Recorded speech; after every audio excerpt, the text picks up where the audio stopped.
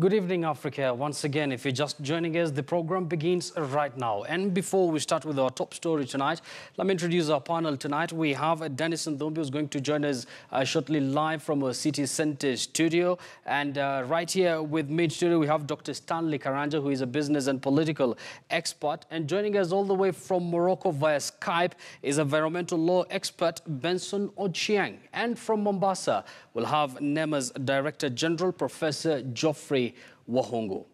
Now, let's go straight to our Twitter poll tonight, and we are asking you, do you think members of the Kenyan judiciary and the opposition NASA had a valid reason to skip Uhuru's event at Parliament? Let me just take that again. Do you think members of the Kenyan judiciary and the opposition NASA had a valid reason to skip Uhuru's event at Parliament? You know the drill. Our Twitter handle is at KTN News. You can as well tweet me at Yusuf Ibra.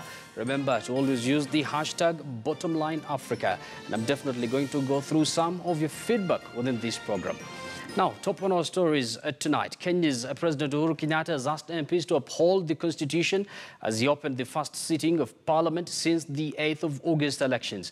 Addressing a joint session of the country's two parliamentary chambers, he said that at this point, as Kenya is waiting for a rerun of the annulled presidential election, it is vital to uphold the supremacy of the Constitution and its institutions. He repeated his message that although he strongly disagreed with the Supreme Court's decision to annul last month's presidential vote, he accepted it because of his respect for the Constitution.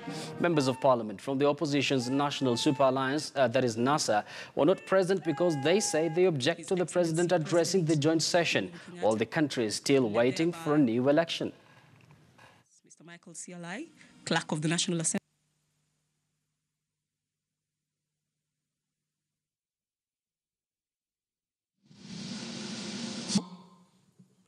We still have to undertake a fresh presidential election following the verdict of the Supreme Court. Even though I strongly disagreed with that decision, I accepted it because of my respect for our Constitution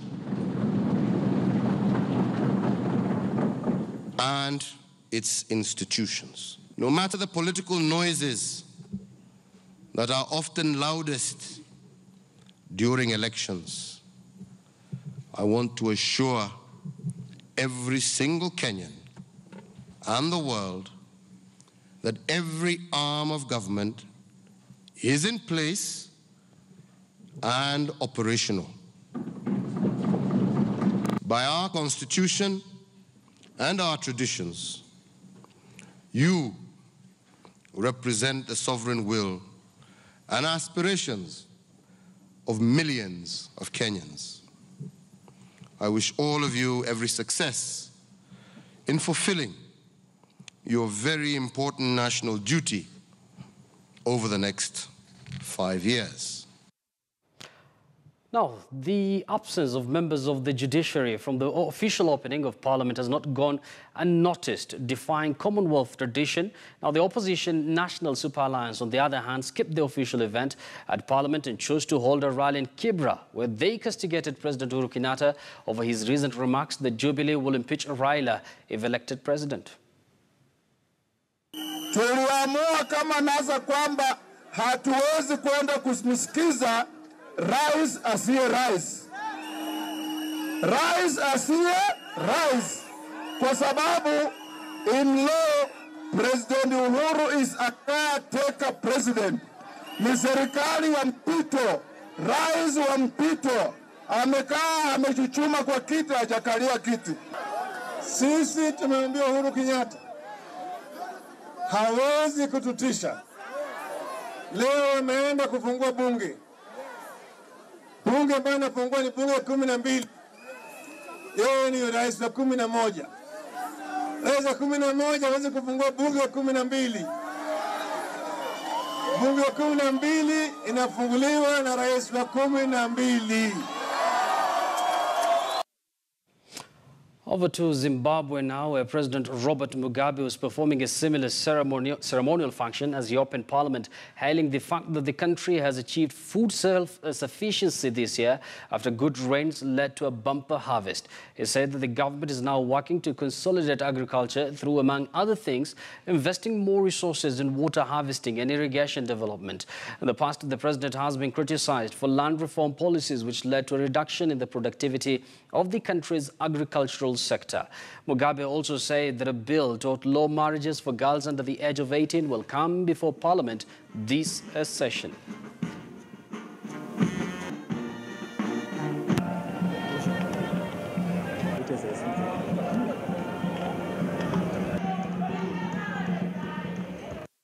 This fifth and final session of the 8th Parliament of Zimbabwe comes at a time when some measure of progress has been made in the process of aligning our laws to the Constitution.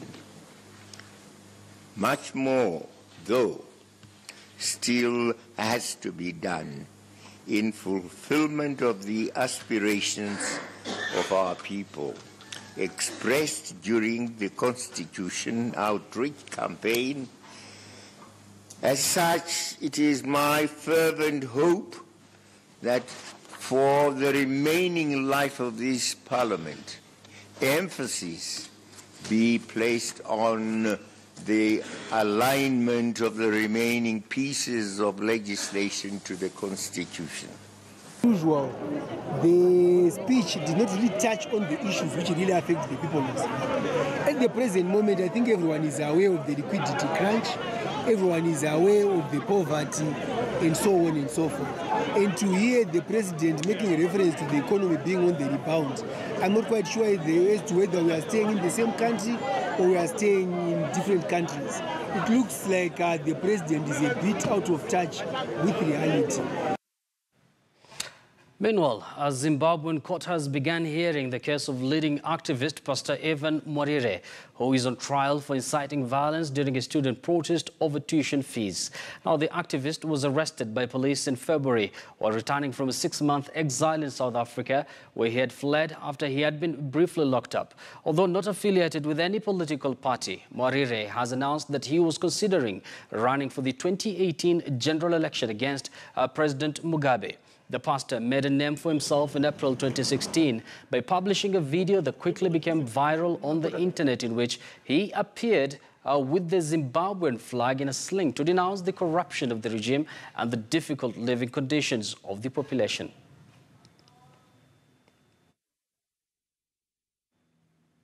Now, to the west of the continent, in the troubled Togo, where constitutional reforms were off the agenda when Parliament met today, despite last week's massive opposition protest calling for changes. The government had indicated the proposed changes could be discussed, but the only thing up for debate was the budget for the running of Parliament. Opposition MPs then wanted the session to end. Last week, tens of thousands of people went onto the streets in what opposition supporters described as unprecedented protest. They wanted President Faure Gnassingbé, who has been in power since 2005, to step down. He became president after the death of his father, and Nasiba Ayadema, who had been at the helm of power for 38 years. Protesters are calling for the end of the Gnassingbé dynasty.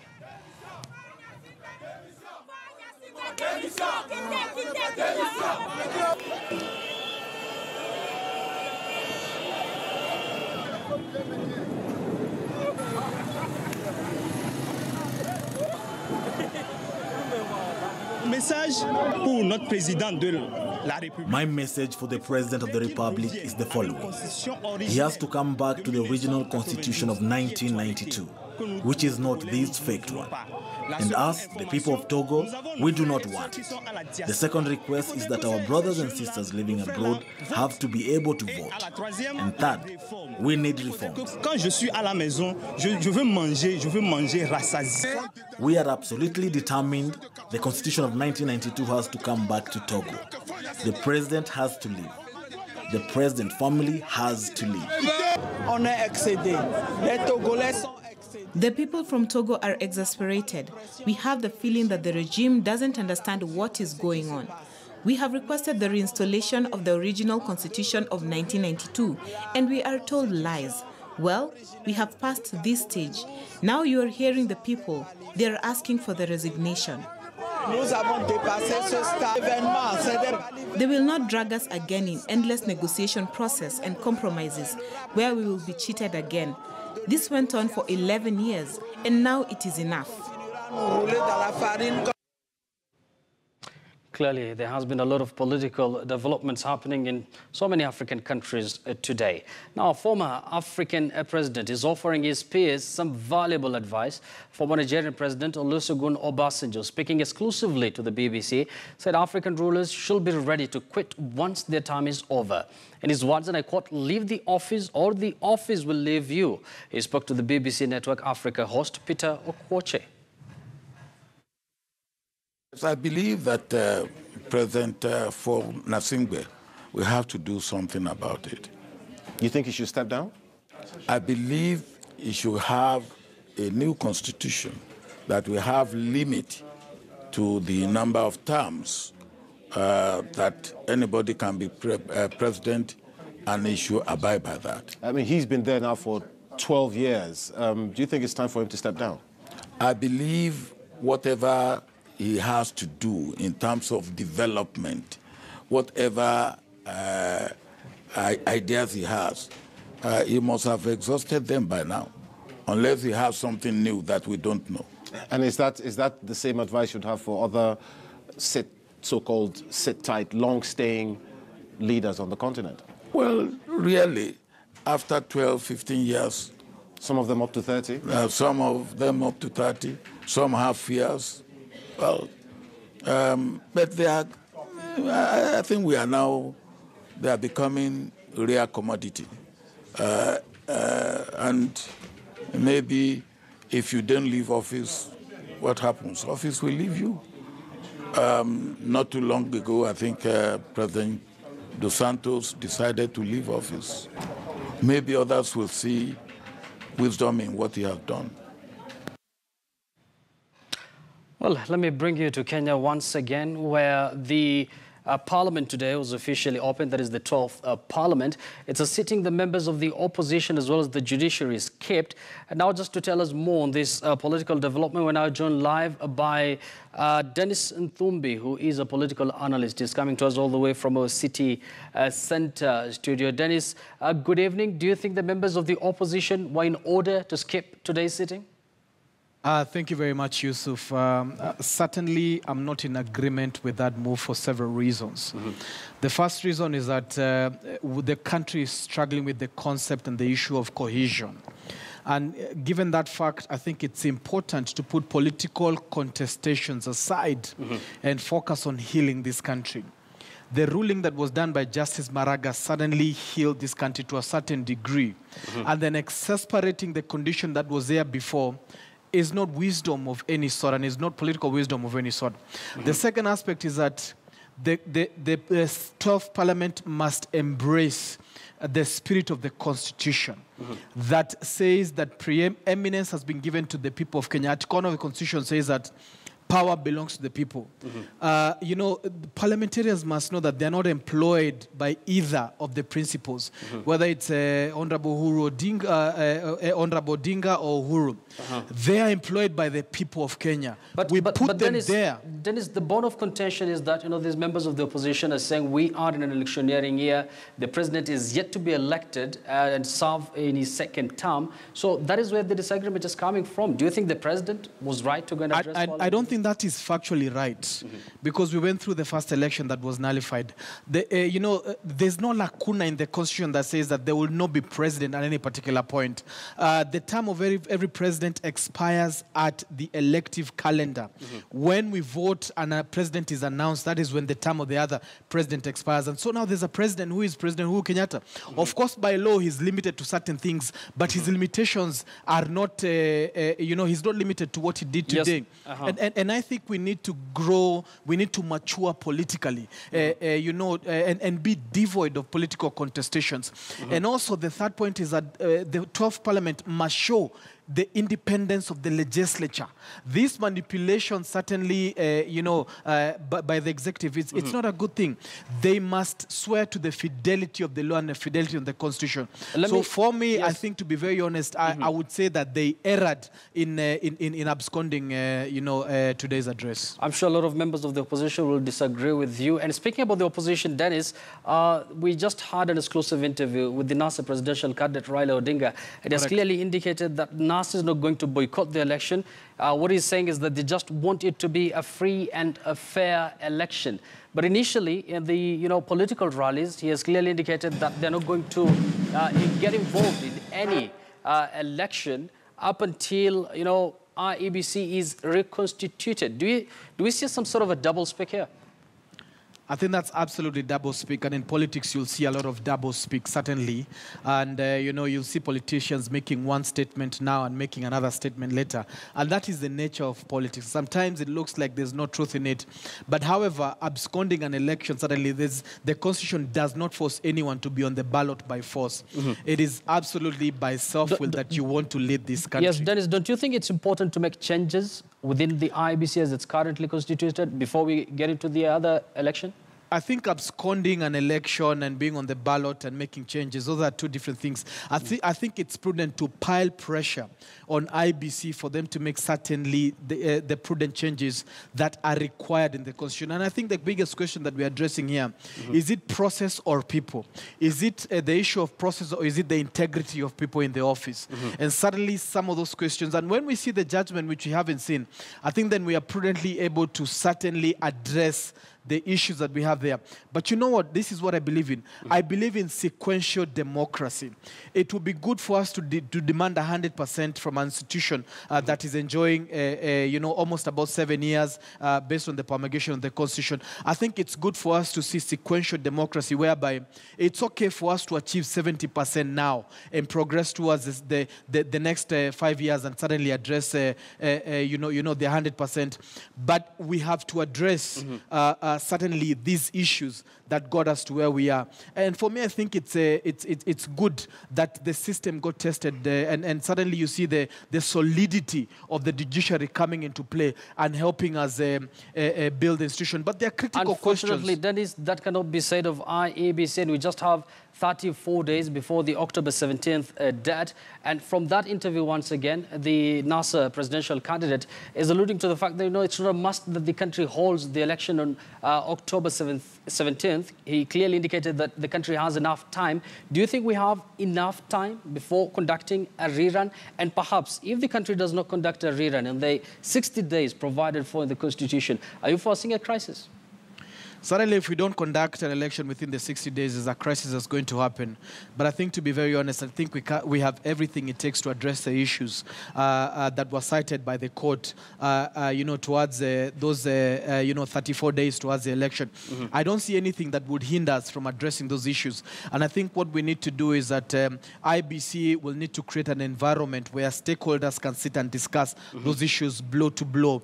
And anybody who needs to step down or resign needs to do that, because this country is certainly bigger than certain individuals or specific individuals. And I honestly think that, those issues need to be addressed from a multi-agency point. If you leave IBC to self-audit itself, I don't think it will do that. I would like to see the DPP step in, the IG step in. I'd like to see constitutional bodies step in to certainly strengthen these institutions so that IBC can stop being opaque and we can see a transparent institution, because it's critical for us to build institution going on so that then we can deliver civil rights and democracy going forward. But however, this issue of it holding things and even though you're independent, we have employed you there as the citizens of this country to deliver for us democracy through a free, fair, and verifiable process. So if you cannot achieve that process, then we certainly need to see how we can reconstitute you afresh, so that because honestly, we cannot be in an election for a whole year. It's hindering and tampering some things. And then who is going to take accountability on the tons and millions of shillings that we put in the first process? Yes, Dennis, I think your point is home and dry. Of course, this comes at a time when the country is still waiting waiting for that ruling from the Supreme Court, where there are people who believe that, some of the IEBC officials might be found culpable within that full judgment. Many thanks, Dennis, for your input. There is Dennis Nthumbi coming to us from our city centre studio. He is a political analyst. Let's now cross over to Ivory Coast, where the President, Alassane Ouattara, has declined the proposal of the leaders and activists to take over the leadership of his party, the Rassemblement Republicans, that is RDR, and the 75-year-old, while rejecting the position, also put forward a female nominee for the post during the RDR's third Congress held in the capital, Abidjan, over the weekend. His nominee, Henriette Diabate, was subsequently voted leader by acclamation, while the president was also appointed an honorary president of RDR. Turning down the post came as a shock to most party loyalists and political watchers across the continent. Ouattara won elections in 2010. He was re-elected in 2015 for a second term, and last term, which ends in 2020.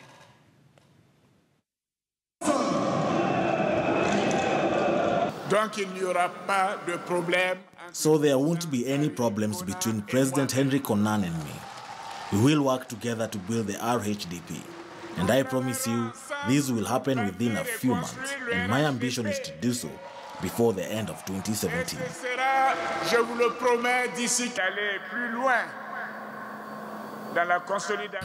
The advent of the unified party will give us the means to go further in consolidating national cohesion in order to guarantee the political stability necessary to continue our work in peace.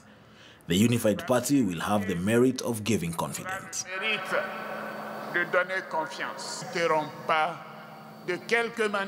We will not accept in any way whatsoever that the serenity of the Ivorians and the population living in the Ivory Coast will be disturbed again.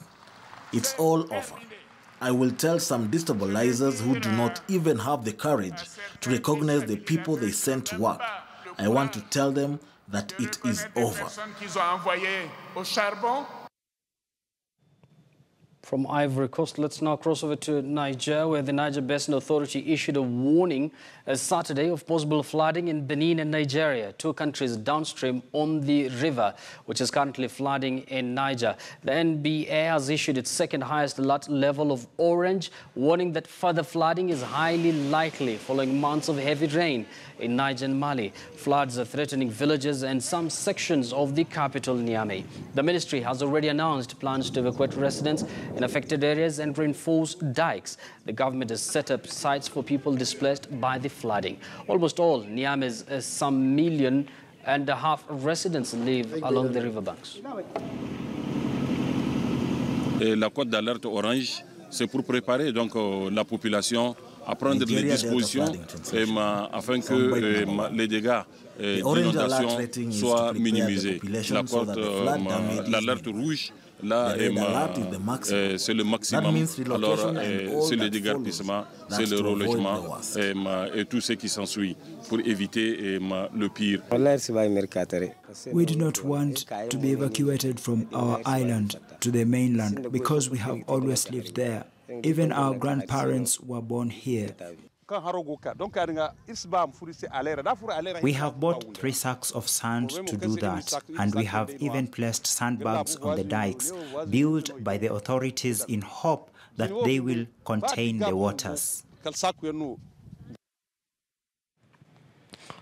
Well, that story from the Niger Basin takes us to a very short break right here on Bottom Line Africa. But when we come back, we'll have a studio discussion which has everything to do with, the regional environmental management. This coming hot on the hills after Kenya initiated its ban on plastic bags. All that after this very short break. Don't go too far. We'll be right back.